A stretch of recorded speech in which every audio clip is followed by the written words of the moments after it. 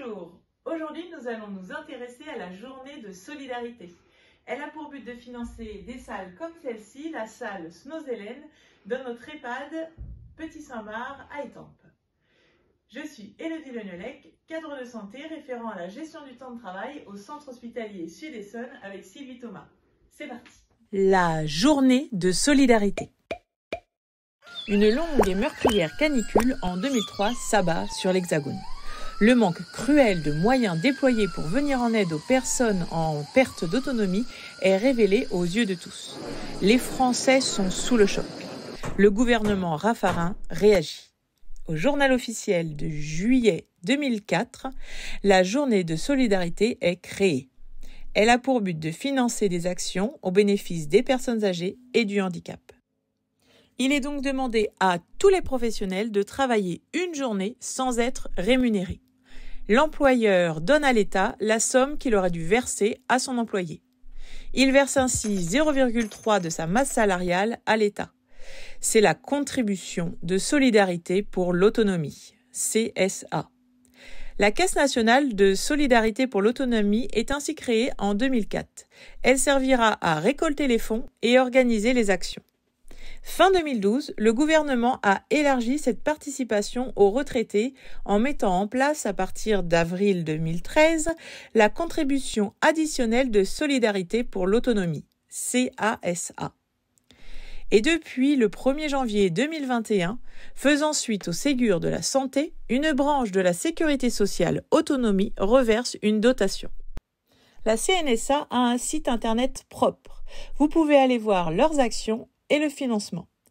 J'y ai fait un petit tour pour vous et j'en ai rapporté les chiffres prévisionnels pour 2022.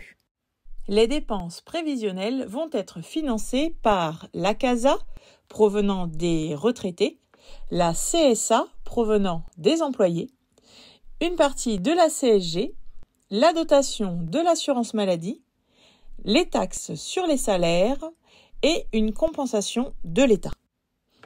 Il est prévu 28 milliards pour financer le fonctionnement des établissements et services médico-sociaux.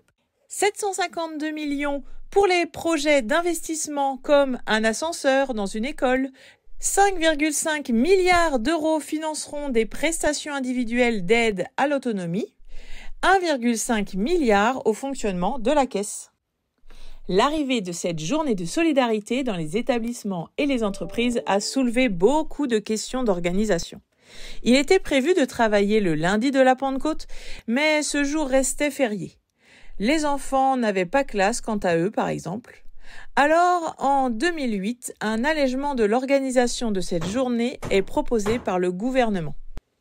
L'entreprise a le choix entre choisir un jour férié autre que le 1er mai, qui sera travaillé obligatoirement ou offert à l'employé.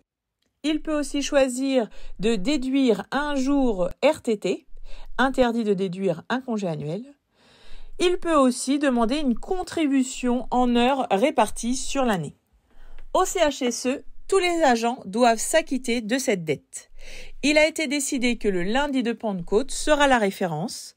Ainsi, chaque agent présent au CHSE le mois du lundi de Pentecôte devra s'acquitter de la journée de solidarité auprès du CHSE. Dans le cas où vous avez déjà effectué votre journée chez votre ancien employeur, vous devrez présenter ce justificatif à votre gestionnaire de carrière et au pôle GTT pour vous acquitter de cette redevance. Concrètement, la journée de solidarité peut être effectuée sous différentes formes au CHSE.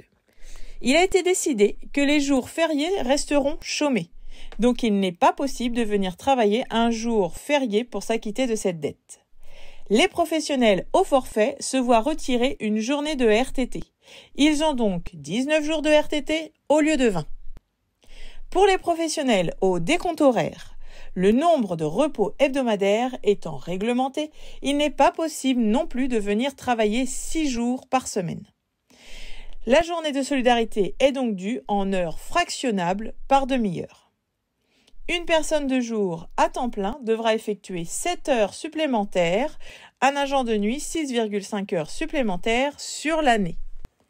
Ce nombre est proratisé si vous êtes à temps partiel, soit 5,6 heures pour un temps partiel de jour à 80%. Vous devez vous rapprocher de votre hiérarchie pour prévoir cette organisation. Il pourra ainsi la valider avec vous. Cette journée de solidarité entre pleinement dans nos valeurs de service public, car la perte d'autonomie est l'une de nos luttes les plus primaires à l'hôpital et dans nos lieux d'hébergement. Voilà, cette vidéo est terminée, j'espère qu'elle vous a plu. N'hésitez pas à vous abonner, à appuyer sur la petite cloche et je vous dis à bientôt.